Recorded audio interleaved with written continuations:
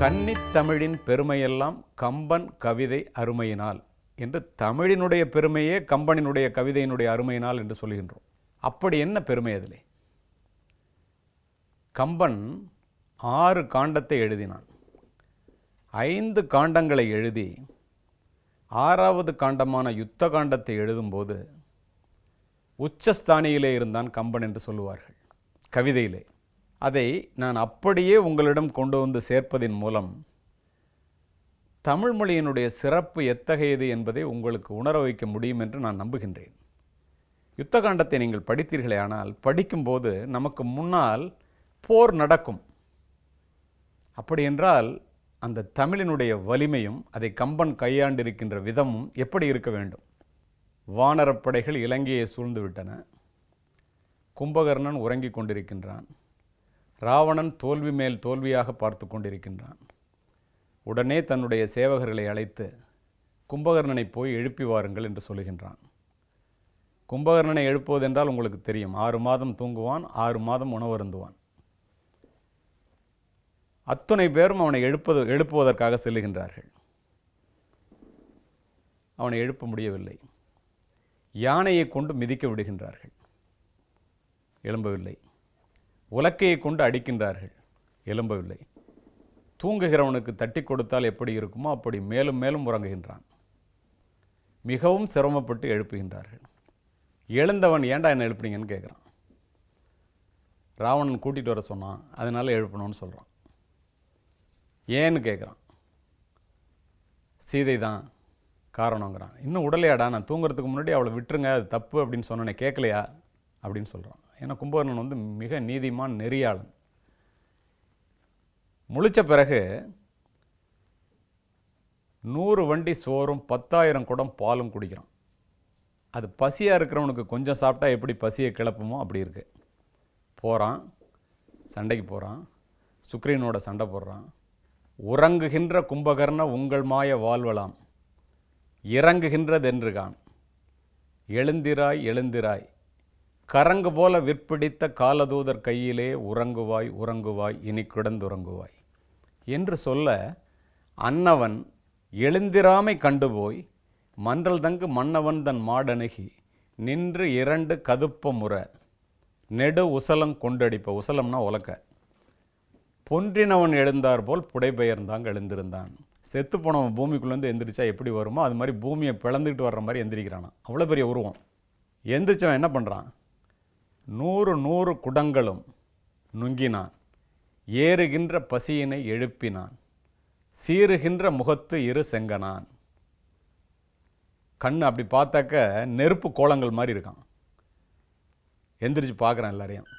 அவன் சொல்கிறான், கூயினன் நும் முன் என்றவர் கோரலும் போயினன் நகர் பொம் என்று இறைத்தலங்கிறான். நும் முன் அப்படின்னா உனக்கு முன்னாடி பிறந்தவன் ராவணன்டா, அவன் கூப்பிட்டான்னு சொல்கிறான். நகரே சத்தம் வருதான் அவன் நடந்து போகிறத பார்த்தா. அவன் போய் நின்னுங்க.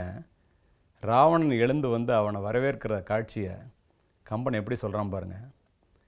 நின்ற குன்று ஒன்று நீள் நெடுங்காலுடன் சென்ற குன்றை தழி என்ன செய்கையான்.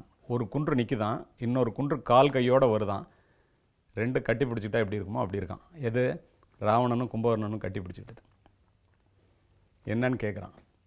ராவணன் சொல்கிறான், வானரப் பெருந்தானையர் மானிடர் கோ நகர்ப்புறம் சுற்றினர் கொற்றமும் ஏனை உற்றனர் நீ அவர் இன்னுயிர் போக்குதி அப்படிங்கிறான். வானரப்படையெல்லாம் வந்து சுற்றிட்டானுங்கடா, ஜெயிச்சுக்கிட்டே இருக்கானுங்க, நீ போய் எல்லாத்தையும் கொண்டுட்டு வா அப்படிங்கிறான். உடனே அவன் சொல்கிறான் ராவணன்ட்ட. ராவணன் மீது மிகுந்த மரியாதை உள்ளவன் கும்பகர்ணன், அண்ணன் அல்லவா, ஆனாலும் சொல்லுகின்றான் நியாயத்தை.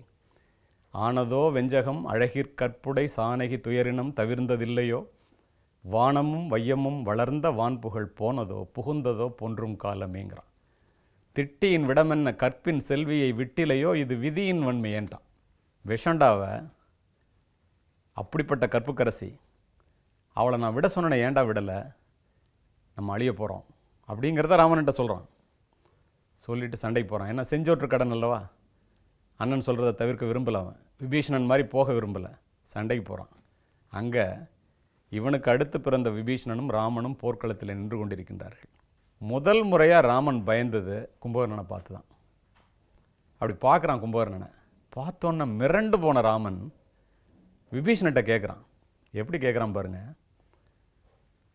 தோளோடு தோல் செல்ல தொடர்ந்து நோக்குறின் நாள் பல கலியுமாம், நடுவன் நின்றதோர் ஆள் என உணர்கிலேன் யார் கொலாம் இவன்கிறான். ஒரு தோல்லேருந்து இன்னொரு தோல் வரைக்கும் தொடர்ந்து பார்த்தா பல நாள் ஆகும் போல இருக்கு. ஆனால் மனுஷன் மாதிரி தெரியலடா, அவன் மனுஷனா யாரா இவன் கேட்குறான்.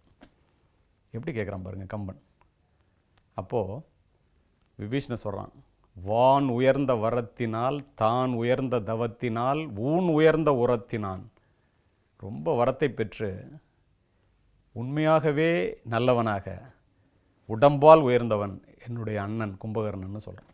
அந்த நேரத்தில் சுக்ரீவன் சும்மா இல்லாமல் அங்கேருந்து வந்து நான் போய் கும்பகர்ணன்ட்ட சண்டை போடுறேன் அப்படிங்கிறான். நீ போறியான்னு ராமன் கேட்குறதுக்குள்ளே நான் போகிறேன்னு குதிச்சு போயிடுறான். சுக்ரீவன் மிகப்பெரிய பலசாலி, உங்களுக்கு தெரியும். ஆனால் கும்பகர்ணனுடைய பலம் என்ன என்று சுக்ரீவனுக்கு தெரியாதல்லவா. தேவர்கள்லாம் வேடிக்கை பார்த்துட்ருக்காங்க. கும்பகர்ணன் வந்துட்டான், சுக்ரீவன் போய் சண்டை போடுறான். நீதி நிலைக்கணும், அரக்கருக்குலாம் அழியணும் அப்படிங்கிறது தேவர்களுடைய எண்ணம். ஏன்னா தேவர்களுக்கு வந்து அரக்கர்களால் ஏற்பட்ட தொல்லை கொஞ்சம் நெஞ்சம் இல்லையா. சுக்ரீவன் போகிறான். சுக்ரீவனை சொல்கிறான் பாருங்க கம்பன் எப்படின்னு.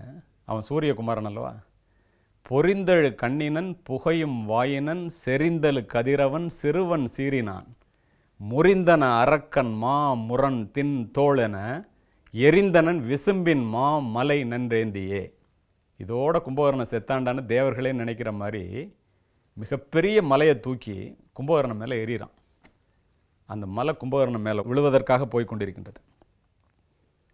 எல்லாரும் என்ன நினைக்கிறாங்க, இந்த மலை போய் கும்பகர்ணன் மேலே இடித்தா கும்பகர்ணன் தோட காலி, எந்திரிக்கவே முடியாது, அவனால் செத்தான் அப்படின்னு சொல்லி தேவர்கள்லாம் சந்தோஷமாக பார்த்துட்டு இருக்கிறாங்க. இவ்வளோ வலிமையானவனா சுக்ரீவன். அவன் என்ன செஞ்சான் தெரியுமா? ஏற்றொரு கையினால் இதுகொள் நீயடா ஆற்றிய குன்றம் என்று அளவில் ஆற்றலான் நூற்றியல் நினுகுற பிசைந்து தூற்றினன் இமையவர் துணுக்கம் எய்தினர்னா. இவன் எரிஞ்ச இப்படிப்பட்ட மலையை ஒரு கையால் பிடிச்சி பிசைஞ்சு தூளாக்கி ஃபுன்னு ஊதி விட்டுட்டு இதுக்காடா அவ்வளோ கஷ்டப்பட்ட அப்படின்னு சொன்னான். அப்படின்னா கும்பகர்ணனுடைய பலம் எப்படிப்பட்டது என்று பாருங்கள். இதை வந்து கம்பன் வர்ணிக்கும்போது அப்படியே போர் நம் கண் முன்னால் நடக்கும். இவன்தான் கம்பன். இதுதான் கம்பனுடைய புகழ் பரவுவதற்கு காரணம். வால்மீகி எழுதிய ராமாயணத்தை கம்பன் எழுதினான் என்று நாம் நினைத்தால் கூட வால்மீகியே கம்பன் ராமாயணத்தை பார்த்தால் கம்பனை ஆற கட்டி தழுவான் என்பதில் இருவேறு கருத்துக்கு இடமில்லை. இப்படிப்பட்ட மொழிக்கு சொந்தக்காரர்கள் நாம். நண்பர்களே, தமிழ் மொழியினுடைய பெருமையை உணர்ந்து தமிழ் வளர்ப்போம், நாமும் உயர்வோம், நாடும் உயரட்டும். நன்றி, வணக்கம்.